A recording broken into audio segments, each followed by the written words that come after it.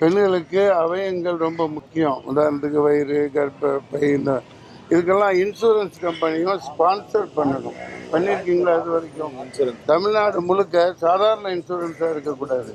ஏதாவது ஒரு உராய்வு, ஒரு சின்ன பாதிப்பு எலும்புகளில், இதுகளில், மூட்டுகளில் ஆனால் கூட 1 கோடி 10 லட்சம் இந்த மாதிரி நஷ்ட ஈடாக உடனே கொடுக்கப்படணும்.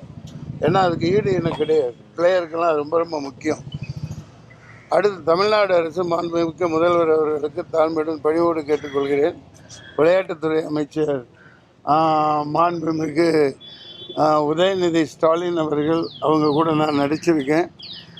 இதை ஒரு கருணை மனுவாக எடுத்து அவங்க செய்ய வேண்டிய கடமைகள் பல அடித்தட்டு மக்கள் மேலே எழுந்து வரையில் உங்களோட வெற்றி இல்லை. பார்த்துட்டு இருக்கவங்க சில பொறாமைப்படலாம், கொள்ளலாம், என்னடா அப்படின்னு. இனிமேல் தான் அவங்க குவிக்க இருக்காங்க.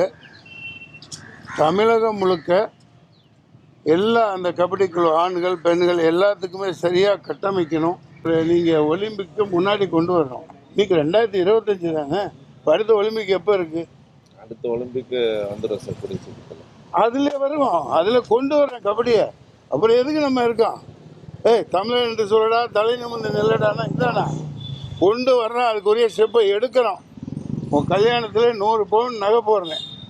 நீ கோல்டு அடிச்சுட்டு வரணும் ஒலிம்பிக்கில். ஓகே, நன்றி. வாழ்த்துக்கள்.